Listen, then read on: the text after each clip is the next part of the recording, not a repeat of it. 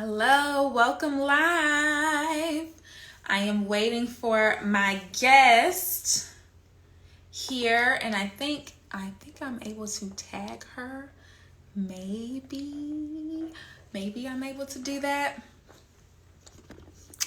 Welcome. I'm going to leave a comment here. Welcome in and introduce yourself. So I have not done these in a while. Welcome in. I have not done one of these in a few weeks or a month. I think the last time I tried to do it, I was having issues with my phone, which sucks. So I'm glad that I'm able to do it again and I'm back. And am I able to tag her in? I think I will tag her in. Uh-oh, maybe I can't. There we go. So just inside a notification. Let me email her to tell her I'm live. Okay. I just emailed her to tell her I'm live. Yes. Okay. Yes. So, there you are. View request. Go. Here she is. Okay, she should be coming on in a second. Okay. Hey, we did it. How are you doing? I'm so good. How are you? Awesome. Let me shut down my laptop for a second, just in case that's slowing down the internet. Okay. Yes, welcome in. Folks are coming in. Welcome, y'all. We're having a good conversation today, and we'll just be on for a little bit. But we have a great guest. I'm going to wait for a couple more people to come in, and then we're going to chit chat. But how are you doing, girl? I'm so good. How are you? I love those glasses, by the way. I'm doing good. Thank you. I wear these glasses when I don't want to put on any makeup. Just put Good on some idea. glasses. Yes. Yeah. Oh, let me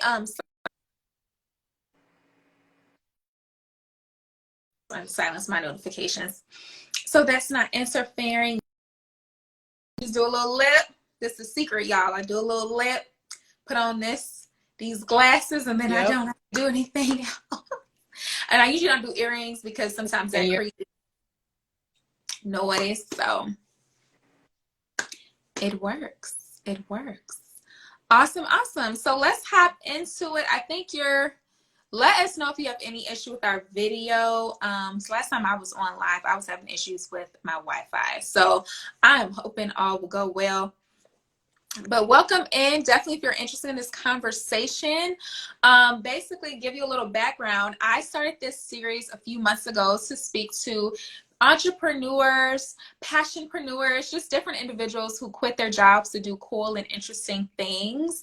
And so I think this is like our third conversation. There's been a little bit of a gap, but moving forward through the rest of the summer and into the fall, you're going to see us coming back and having conversations more frequently. So we have a lovely guest here who has joined us, and I'm so excited. We actually met via Instagram. Yes. Shout out to and I'm good. Yes, what were you saying?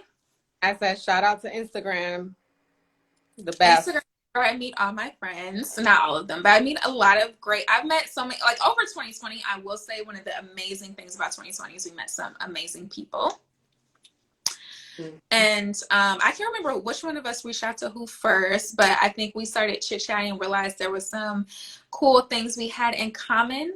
And I'm so glad we can chat. And we're partnering some other things. We're partnering on some other things that y'all will hear about soon as well.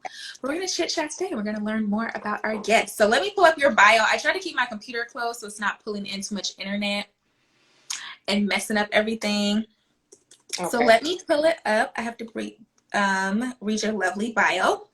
So today we have Yarelys here with us. Welcome her. Hey guys. Hey guys. So she is professional in the personal finance industry who is passionate about teaching and impacting people and their journeys after she became debt-free in 2019. So that is massive. That is such a big deal, especially seeing young women of color be able to accomplish that goal. And, you know, in Western society, we pick up debt from schooling. We pick up debt to live. Essentially, debt is such a big part of the process of being kind of an American. And so when people are really able to push past that at a young age and really change their trajectory is a big deal. So congrats to her. She graduated college with a bachelor's degree in science, majoring in resource economics with a concentration in business management and marketing. Over the last 10 years, she has held positions with increasing responsibility in corporate America. In mid-2020, she decided to walk away from a career to follow her passion, which is to help Black and people of color, especially women, master their business and personal finances. So she is excited about this partnership. She is excited about partnering up with other organizations with similar core values to see this vision come to fruition. Beautiful, beautiful. So these are some big goals. 2019 became debt free. 2020 said peace out, corporate America. Yep. Like that's a huge 2 years. So definitely walk us through, I guess we'll start with you just walking us through your journey of where you are from. Share with us where you're from, your career path, and just like what brought you to where you are today with working with people of color and helping them in business and personal finances. Cool. Well, thank you so much for having me. This is so exciting. I'm so excited about this conversation and just connecting with dope people like you. So, yeah, I mean, just to tell you a little bit about me and my background. I'm first generation here. My parents came here from Dominican Republic. And you know how it is when people come here from a different country. It's all about the American dream, pursuing that and finding ways to do so. And because there's no mentorship and guidance usually in that space, right? Most of us fall right into poverty, and you know, we really don't have ways to create generational wealth for ourselves. We don't even know what that means. I honestly just found out what generational wealth meant. Maybe what does that mean to you? Like, what does that terminology mean to you? Generational wealth means passing on not only money, but values, principles, who you are as a person, what you stand for, passing on that accumulation of things. Of course, money is included in that, but passing that down to the next generation. Because yeah, you can pass down money, but if you're a crappy person, it really, I mean, doesn't matter really. If you're not really passing down what you represent, who you are, what your family represents. And I didn't really have a concept of that. I didn't know what that really meant, how I was going to get there. But I knew at a young age, even though we were really poor, like we were in probably the lowest status, like low economic status. We took up, my mom had to take, she didn't have a choice. She obviously needed to feed us and put, you know, a roof over our heads. So she had to do what she has to do. And she tells me all the time, like, it was not easy. Like, she was dragging her feet to the welfare, like, you know, building. She did not want to do it, but it was just, she had to feed us, right? So we lived that way for, you know, since I was young. I saw that. I saw like us struggling, living off of government assistance. And at a very young age, I'm not the oldest, but I was the oldest in the household. So, you know, now I'm kind of like second in command. I'm parentified, whatever they call that. Yeah. And, you know, now I have like more, I guess I had like just more responsibility than the average sibling or you know, or daughter. And it was tough, but you know, I made a vow to myself at a very young age. I didn't really know what it meant. I just really made a vow to myself that I was going to pass down wealth and that I was going to be successful. again, I'm like, okay, what does this really mean? But this is the power of speaking, of attracting things to your life, and just speaking things to existence. Even if you don't see it, even if you don't know how it's gonna happen, you have no idea how it's gonna come to life. But Hmm. just having that like little seed of hope. And I talk about this all the time. It's about hope. Like a lot of people say, oh, hope is, like it doesn't matter. Like if you don't have the mindset, if you don't have the the support that you need, if you don't have the money, you're not gonna get there. No, hope can get you there. Like a little bit of hope, like adopting that small piece, little bit of hope that you may have, that you don't know where it's gonna go, but just having that, like, yeah, stepping out on faith. Exactly. Stepping on Yeah. faith, because you just don't know where things will lead. And that was where I was. I was so naive. I didn't know anything about how to manage my money, how to make it grow, none of that. So because like when you're from that space, and you grow up in a low income environment, you fall into different traps, right? You may fall into bad traps. So I happened to fall into a good trap because I was good in Good. school. Yeah. So because of that, I leaned on to school and academics and wanting better for myself. And I'm just like, well, I'm naturally good in school, and I get good grades. So I really focused a lot of my energy in school and academics. Hmm. To the point where, in high school, I ended up going to like two separate high schools in one day. So half of it was specialized in like math and science, and then the Oh, other one, wow. what they call your home school. So yeah, so I did that. I had that opportunity, and then I graduated. I was pretty good in school and like grades and stuff like that. And I graduated. I ended up going to University of Connecticut, and And you're from within Connecticut, right? yeah, so I was actually born in New York City, and when we were about 10, we moved to Connecticut, and I was raised Gotcha. here up until I ended up moving back. We'll talk about that in a few. So yeah, so I went to University of Connecticut, and then from there I started to really like find my voice, because it's a journey, right? Like you don't find your identity like overnight, right? You find your identity and who you are, and who you want to be, and what you want to pursue through to a number of shared experiences.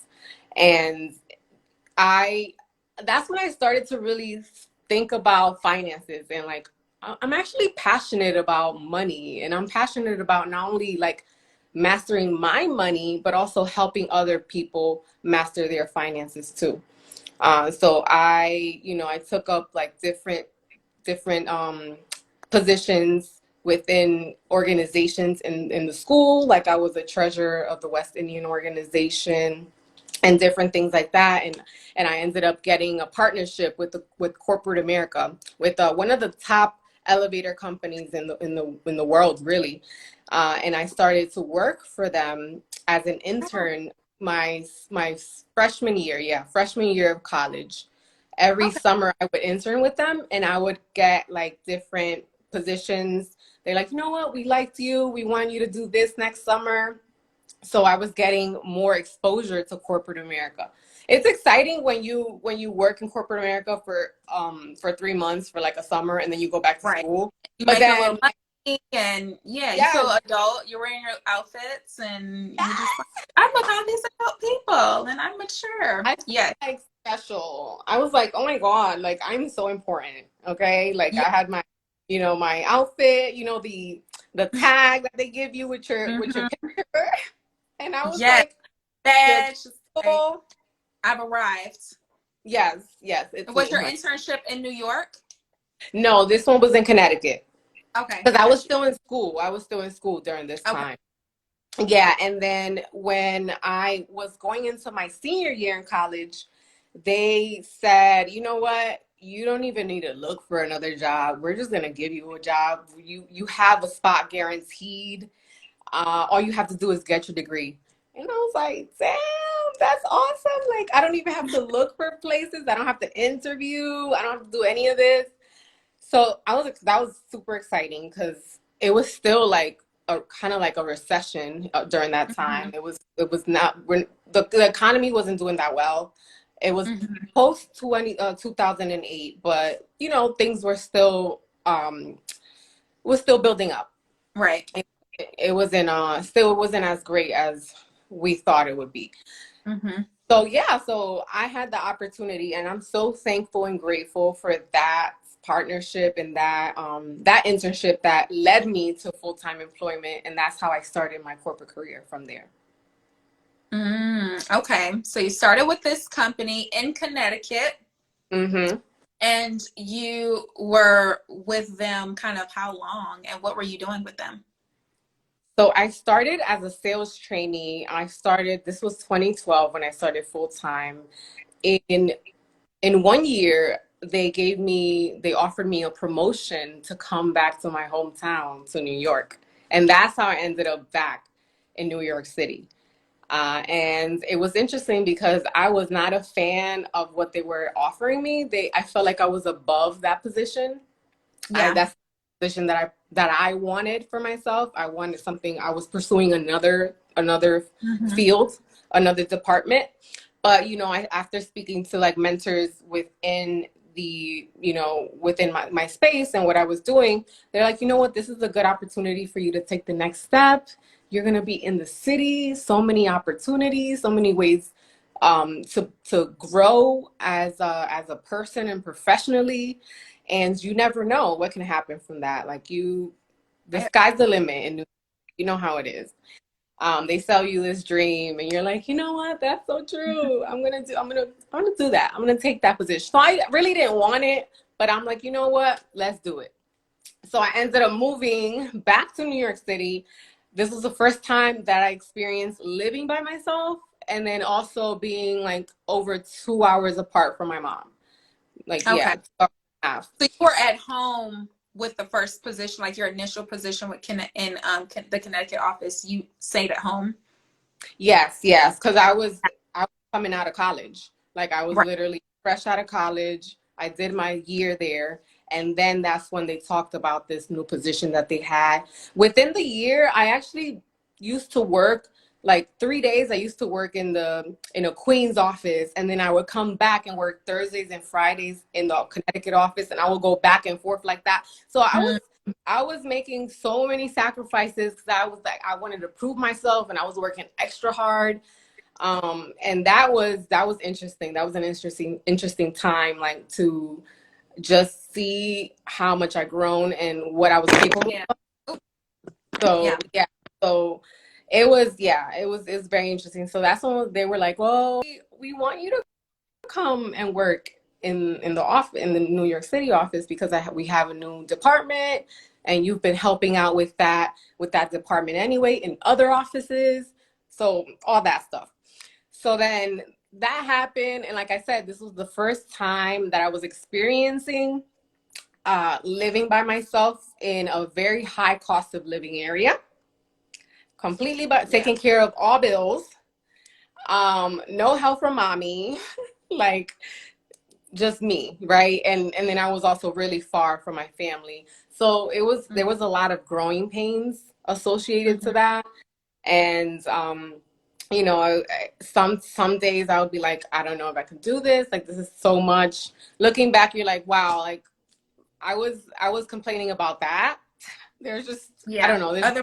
many more things that you complain about, right? And yeah, and that's how my journey started with that, with that company or that branch in New York City. So So you went there. You were there in New York, taking care of all these bills. Where were you living? I was living in Queens at that time. I moved to Okay, so Queens. living in Queens. Ooh, yeah, that's part of the reason I chose not to go to New York, because I was like, man, it's not a game. Okay. It's, Like the cost of living is a lot. So you have your own spot, you're taking care of yourself, and then where are we? Like we're in what, 2013 now? 2013, well, 2014. wait, yeah, 12 to 13, right around there. Hmm. Okay. Okay. So what happens next in your journey in New York?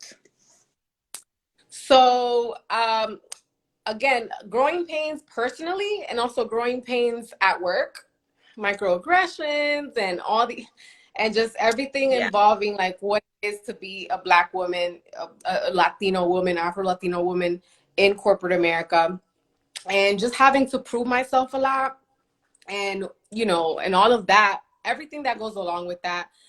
And it was really tiring. It was like mentally Mm-hmm. draining, not just because the job, I mean, it's corporate America. The job is on its own, right? Right. And then you add more to that. And at the end of the week, I was just like done. Like I didn't want to talk to anyone. I didn't want to do anything. I didn't want to be social. I just wanted to be at home. So I did a lot Mm-hmm. of partying. That was my partying phase during that time. And, and I was just trying to like find a void or like fill the void basically, as to what Yeah. was happening at work, and the fact that I didn't feel like I was successful.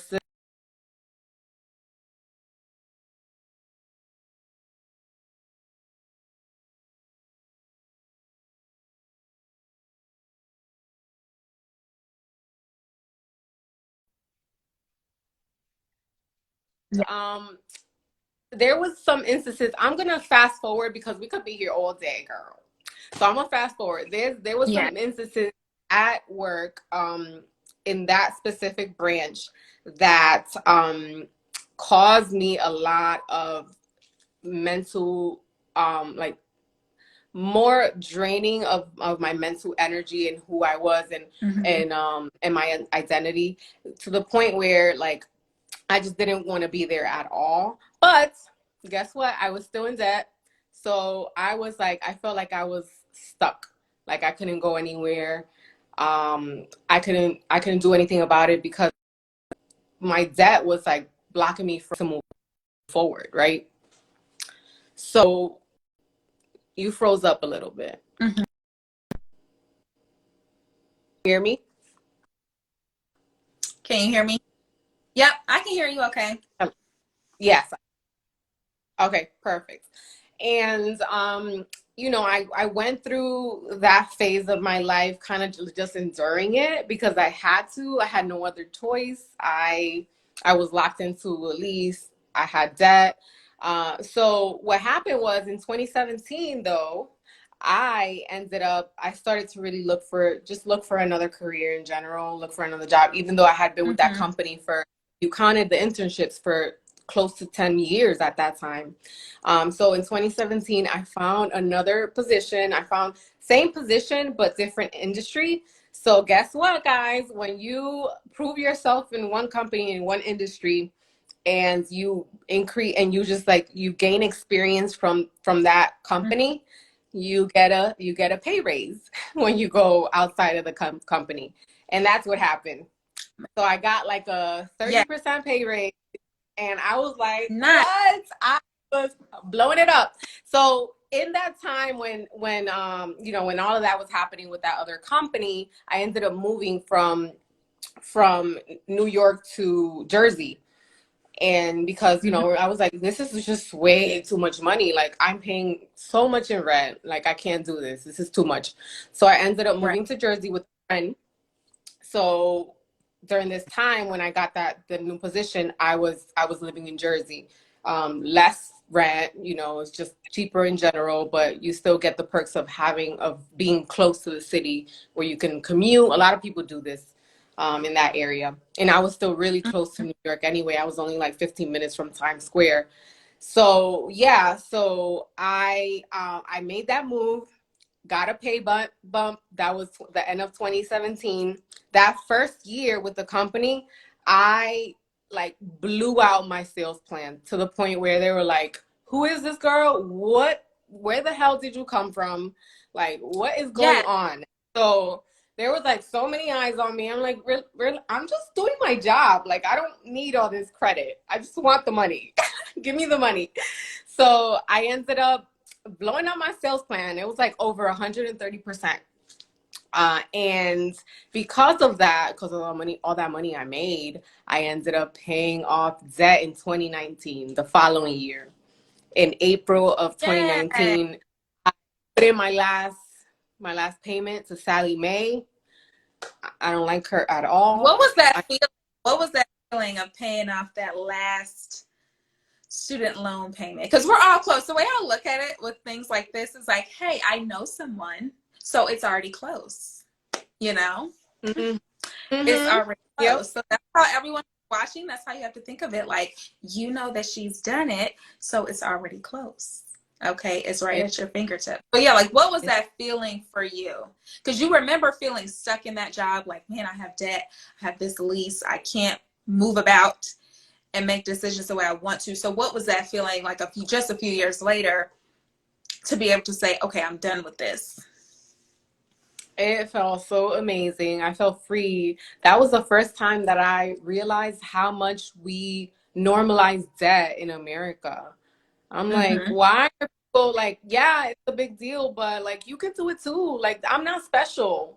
I was just really conscious about where my money was going.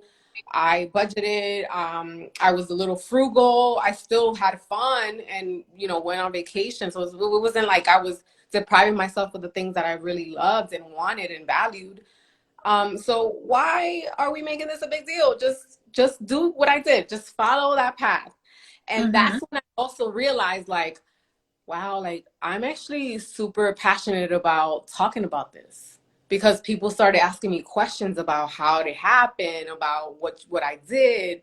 And you know what? You could do everything in the book, but if your mind ain't right, it's not you're not going anywhere. You're not gonna Yeah. get debt free. So I think it starts there with the mindset.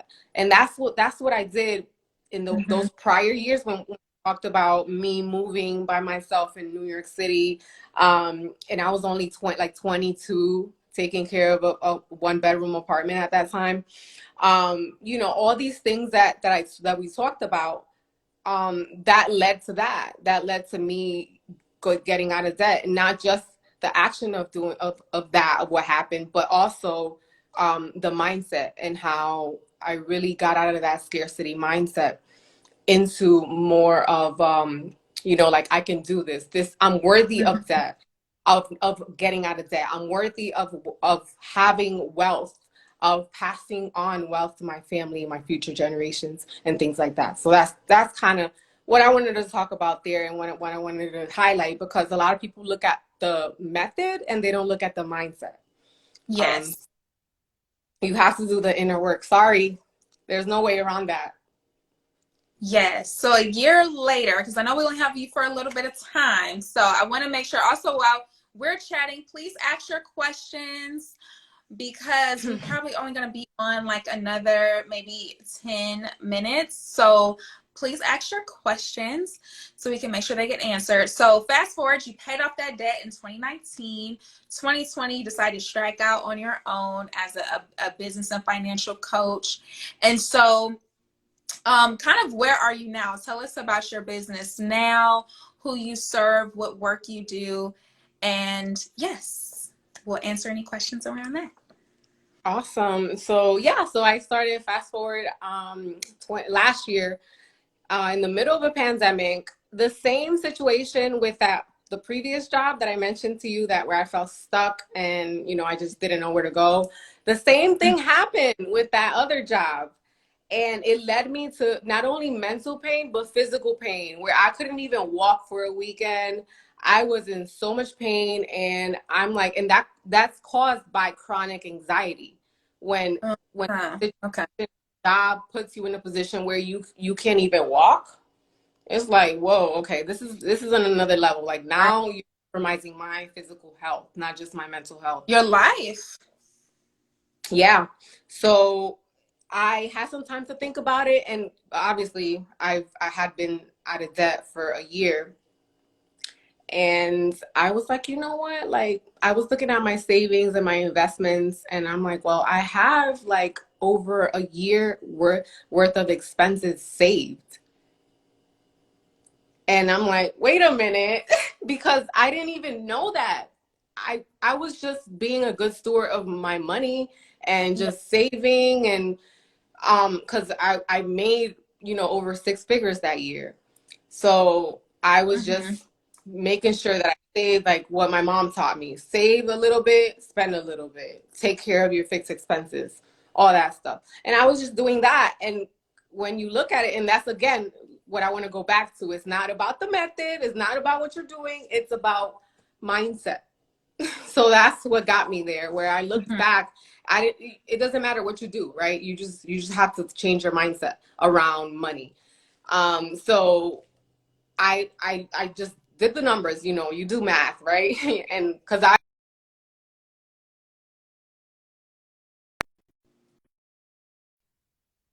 move. So yeah, so I did the math and I'm like, oh snap, like eight. And that was when I realized that it was time for me to walk away from something that wasn't serving me anymore, from a situation or organization. This is what I talk about. Having FU money. When something is not Yeah. serving you anymore, when You can go. just not aligned with your values and who you are as a person, and it's blocking you from being the real person that you're meant to be in this world and who you're supposed to serve. You can't serve people like that, when you're dealing with physical and mental pain, because of someone else, right? Because of organization. So that's when I like 2 days later, I basically told her to fuck off. I was just like, you know what? Yeah. God gave me a letter. Here's another letter for you. And yeah, and that was my resignation. And that was like maybe 5 days after they served me a letter. 5 days after where things went south, and I was just like, time to wrap it up here. So yeah, so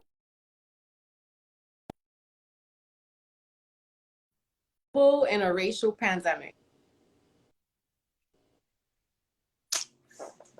I think for a lot of people, that was a big transition point. And so I do see a couple of questions here. I want to make sure we answer them. So someone asked, how did you change from employee mindset to a mindset of running your own business? Because did you have your business before, or you created it after you left? So Cash is Queen I started Cash is Queen like 3 weeks before I left. So it was very new. It was super new.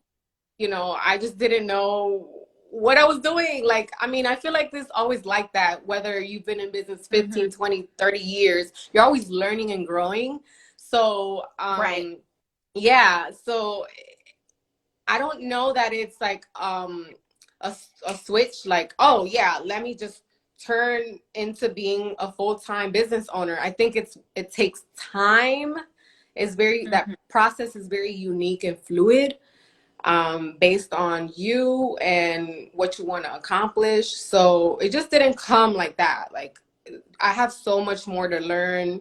I have so much more to implement in my business. And I think I would just say that it just takes time. As long as you are intentional about growing as a business owner and growing in that space, whether that's listening to podcasts, watching documentaries, reading books. I did a lot of that. Even before, I feel like God was lining me up to that, to be that business owner, right? Yeah. In every situation that you go through, you look back and you're like, oh, that's why I dealt with that. To go in that direction, but you don't know what the path is, what you're being prepared for. You're just like, okay, that's what I'm in this moment. You don't know, hey, this is actually setting up your mindset for this next chapter. Yep. And that's exactly what's happening. I look back and I was like, wow, like that's why the journey that I was on was the way that it was. It was full of like just a lot of situations that I didn't know how to manage, but you do know how to manage. You just think that it's the end of the world at that given time. Yes. But then when you look back, you're like, oh wow, like that's why I dealt with that. It was lining me up and it was setting me up to be who I am now. Right. Beautiful. And then we have a question What's the best way to start to change your mindset about money?